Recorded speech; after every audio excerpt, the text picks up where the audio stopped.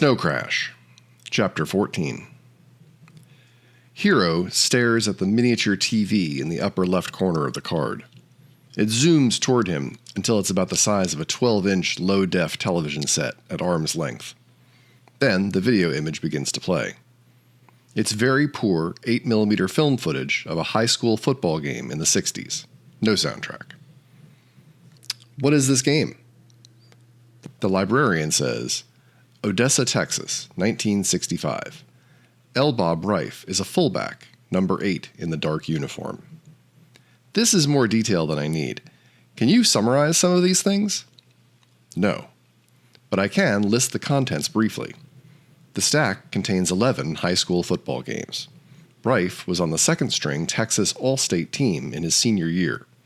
Then he proceeded to Rice on an academic scholarship and walked onto the football team, so there are also 14 tapes of college games.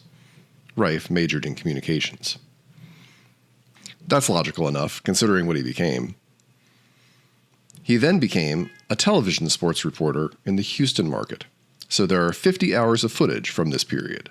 Mostly outtakes, of course. After 2 years in this line of work, Reif went into business with his great-uncle, a financier with roots in the oil business.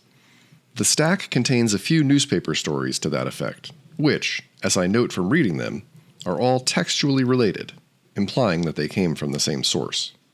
In other words, a press release. Then there are no stories for 5 years. Yeah, he was up to something. Then we begin to see more stories, mostly from the religion sections of Houston newspapers, detailing Reif's contributions to various organizations. You know, that sounded like a summary to me. I thought you said you couldn't summarize. I can't really. I was quoting a summary that Dr. Lagos made to Juanita Marquez recently, in my presence, when they were reviewing this same data. Okay, go on. Reif contributed $500 to the Highlands Church of the Baptism by Fire, Reverend Wayne Bedford, head minister. $2,500 to the Pentecostal Youth League of Bayside, Reverend Wayne Bedford, president. $150,000 to the Pentecostal Church of the New Trinity, Reverend Wayne Bedford, founder and patriarch. $2.3 million to Reif Bible College, Reverend Wayne Bedford, president and chairman of the theology department.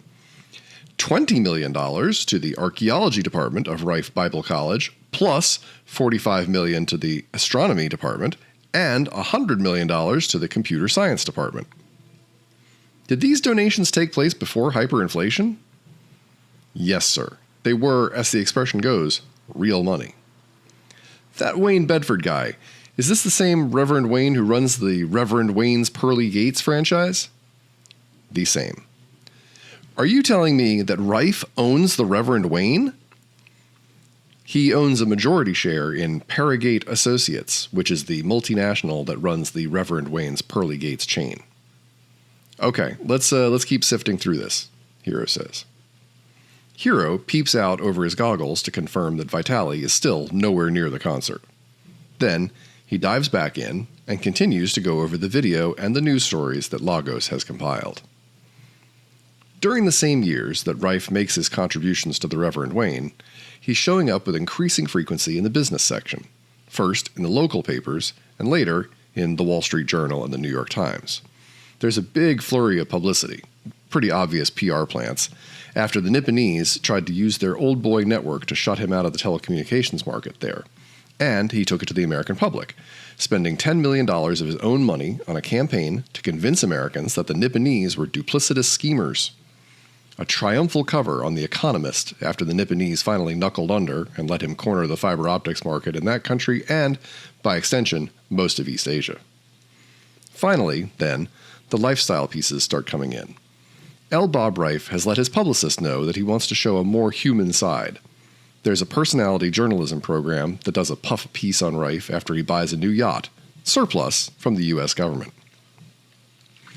L. Bob Reif, last of the 19th century monopolists, is shown consulting with his decorator in the captain's quarters. It looks nice, as it is, considering that Reif bought this ship from the Navy, but it's not Texan enough for him. He wants it gutted and rebuilt. Then, shots of Reif maneuvering his steer-like body through the narrow passages and steep staircase of the ship's interior which is typical boring gray steel Navy scape, which, he assures the interviewer, he is going to have spruced up considerably. What? You know, there's a story that when Rockefeller bought himself a yacht, he bought a pretty small one, like a 70-footer or something. Small by the standards of the day. And when someone asked him why he went and bought himself such a dinky little yacht, he just looked at the guy and said, "What do you think I am, a Vanderbilt? Ha! Well, anyway, welcome aboard my yacht." L. Bob Reif says this while standing on a huge open-air platform elevator, along with the interviewer and the whole camera crew. The elevator is going up. In the background is the Pacific Ocean. As Reif is speaking the last part of the line, suddenly the elevator rises up to the top and the camera turns around, and we are now looking out over the deck of the aircraft carrier Enterprise, formerly of the U.S. Navy and now the personal yacht of L. Bob Reif, who beat out both General Jim's defense system and Admiral Bob's global security in a furious bidding war. L. Bob Reif proceeds to admire the vast, flat, open spaces of the carrier's flight deck, likening it to certain parts of Texas. He suggests that it would be amusing to cover part of it with dirt and raise cattle there. Another profile, this one shot for a business network, apparently made somewhat later. Back on the Enterprise, where the captain's office has been massively reworked, L. Bob Reif, Lord of Bandwidth, is sitting behind his desk, having his mustache waxed. Not in the sense that women have their legs waxed, he's having the curl smoothed out and restored. The waxer is a very short Asian woman who does it so delicately that it doesn't even interfere with his talking, mostly about his efforts to extend his cable TV network throughout Korea and into China and link it up with his big fiber optic trunk line that runs across Siberia and over the Urals. Yeah, you know, a monopolist's work is never done. No such thing as a perfect monopoly. Seems like you can never get that last 1/10 of 1%. Isn't the government still strong in Korea? You must have more trouble with regulations there. L. Bob Reif laughs. You know, watching government regulators trying to keep up with the world is my favorite sport. Remember when they busted up Ma Bell? Just barely. The reporter is a woman in her 20s. Well, you know what it was, right? A voice communications monopoly? Right. They were in the same business as me. The information business. Moving phone conversations around on little tiny copper wires, one at a time. Government busted them up at the same time when I was starting cable TV franchises in 30 states. Ha! Can you believe that? It's like if they figured out a way to regulate horses at the same time the Model T and the airplane were being introduced. But a cable TV system isn't the same as a phone system. At that stage it wasn't, because it was just a local system. But once you get local systems all over the world, all you got to do is hook them together, and now it's a global network. Just as big as the phone system, except this one carries information 10,000 times faster. It carries images, sound, data, you name it. Next is a naked PR plant, a half-hour television commercial with no purpose whatsoever other than to let L. Bob Reif tell his side of a particular issue.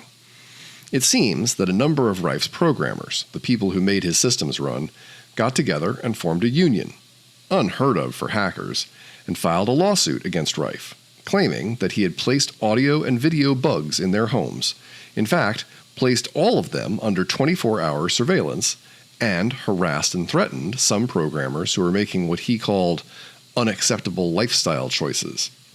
For example, when one of his programmers and her husband engaged in oral sex in their own bedroom one night, the next morning she was called into Reif's office, where he called her a slut and a sodomite and told her to clean out her desk. The bad publicity from this so annoyed Reif that he felt the need to blow a few million on some more PR. "I deal in information," he says to the smarmy, toadying pseudo-journalist who interviews him. He's sitting in his office in Houston, looking slicker than normal. "All television going out to all consumers throughout the entire world goes through me. Most of the information transmitted to and from the CIC database passes through my networks. The metaverse, the entire street, exists by virtue of a network that I own and control. But that means, if you'll just follow my reasoning for a bit, that when I have a programmer working under me who's working with that information, he is wielding enormous power. Information is going into his brain, and it's staying there. It travels with him when he goes home at night. It gets all tangled up into his dreams, for Christ's sake.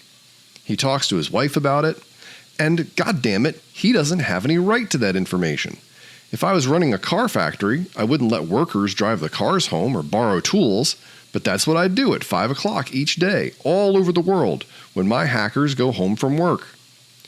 When they used to hang rustlers in the old days, the last thing they would do is piss their pants. That was the ultimate sign, you see, that they had lost control over their own bodies, that they were about to die. See, it's the first function of any organization to control its own sphincters. We're not even doing that. So, we're working on refining our management techniques so that we can control that information, no matter where it is, on our hard disks or even inside the programmers' heads.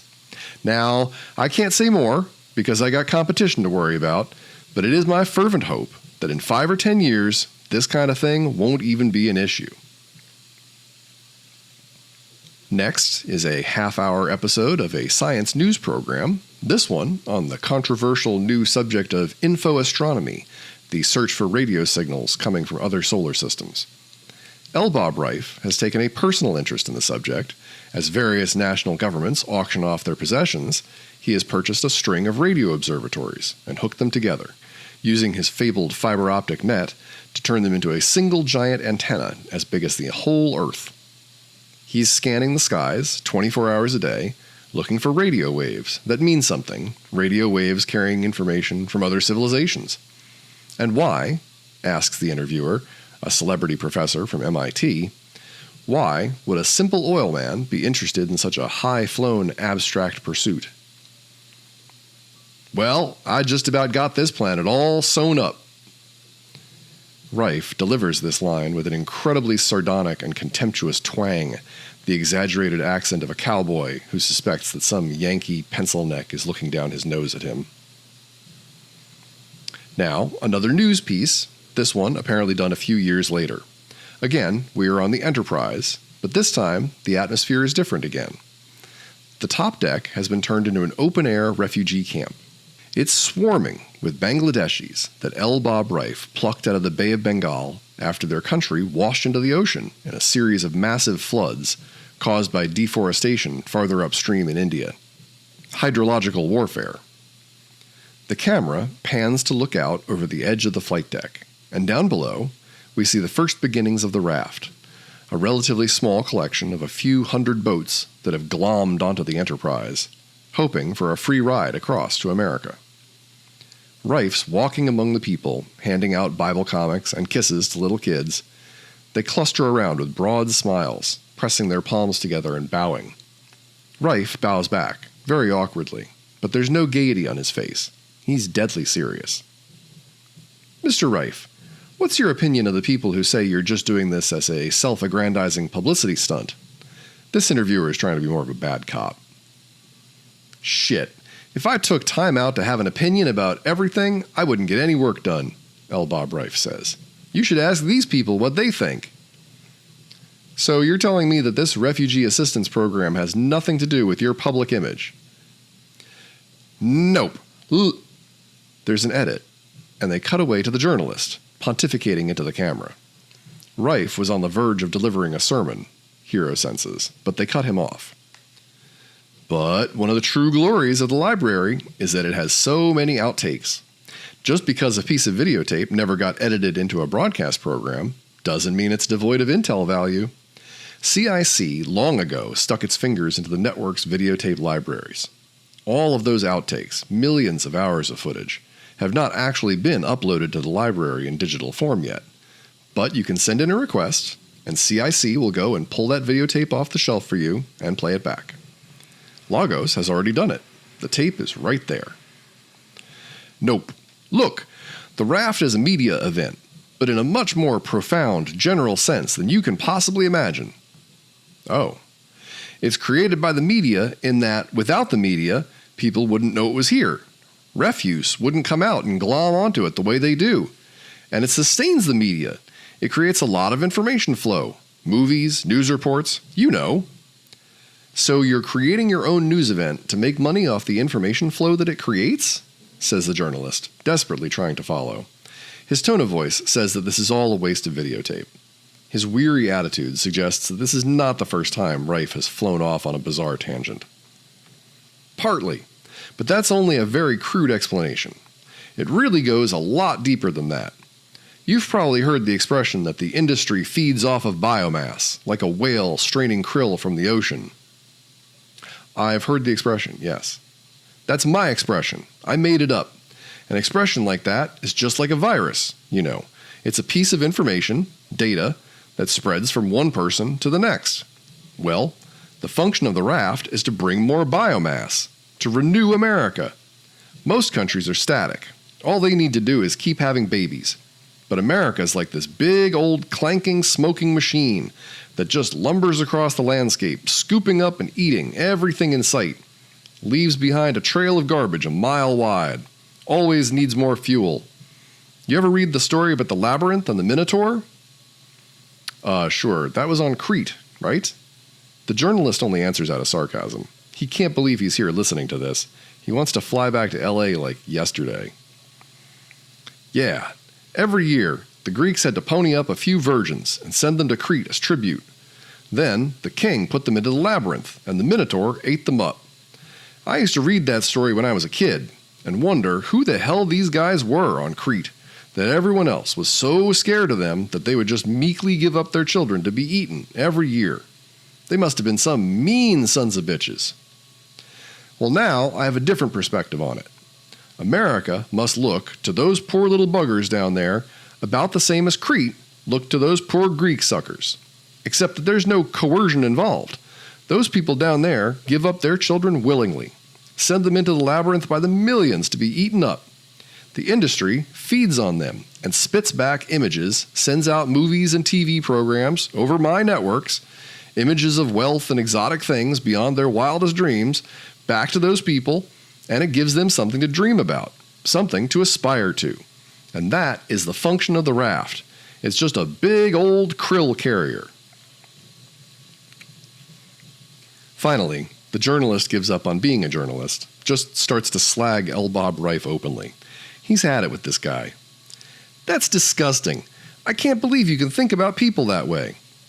Shit, boy, get down off your high horse. Nobody really gets eaten. It's just a figure of speech. They come here, they get decent jobs, find Christ, buy a Weber grill, and live happily ever after. What's wrong with that? Rife is pissed. He's yelling now. Behind him, the Bangladeshis are picking up on his emotional vibes and becoming upset themselves. Suddenly, one of them, an incredibly gaunt man with a long, drooping mustache, runs in front of the camera and begins to shout, Ama la ge zen ba dam gal nun ka arya su su na anda. The sounds spread from him to his neighbors, spreading across the flight deck like a wave. Cut, the journalist says, turning into the camera. Just cut. The Babel Brigade has started up again. The soundtrack now consists of 1,000 people speaking in tongues under the high-pitched, shit-eating chuckles of L. Bob Rife. This is the miracle of tongues, Rife shouts above the tumult. I can understand every word these people are saying. Can you, brother? Yo, snap out of it, Pod. Hero looks up from the card. No one is in his office except for the librarian. The image loses focus and veers upward and out of his field of view. Hero is looking out the windshield of the Vanagon. Someone has just yanked his goggles off his face. Not Vitali. I'm out here, gogglehead. Hero looks out the window. It's YT, hanging onto the side of the van with one hand, holding his goggles in the other. You spend too much time goggled in, she says. Try a little reality, man. Where we are going, Hero says, we're going to get more reality than I can handle. As Hero and Vitali approach the vast freeway overpass where tonight's concert is to take place, the solid, ferrous quality of the Vanagon attracts magnapoons like a Twinkie draws cockroaches. If they knew that Vitali Chernobyl himself was in the van, they'd go crazy. They'd stall the van's engine. But right now, they'll just poon anything that might be headed toward the concert. When they get closer to the overpass, it becomes a lost cause trying to drive at all. The thrashers are so thick and numerous. It's like putting on crampons and trying to walk through a room full of puppies. They have to nose their way along, tapping the horn, flashing the lights. Finally, they get to the flatbed semi that constitutes the stage for tonight's concert. Next to it is another semi, full of amps and other sound gear. The drivers of the trucks, an oppressed minority of 2, have retreated into the cab of the sound truck to smoke cigarettes and glare balefully at the swarm of thrashers, their sworn enemies in the food chain of the highways. They will not voluntarily come out until 5 in the morning, when the way has been made plain. A couple of the other meltdowns are standing around smoking cigarettes, holding them between 2 fingers in the Slavic style, like darts. They stomp the cigarettes out on the concrete with their cheap vinyl shoes, run up to the van again, and begin to haul out the sound equipment. Vitali puts on goggles, hooks himself into a computer on the sound truck, and begins tuning the system. There's a 3D model of the overpass already in memory. He has to figure out how to sync the delays on all the different speaker clusters to maximize the number of nasty, clashing echoes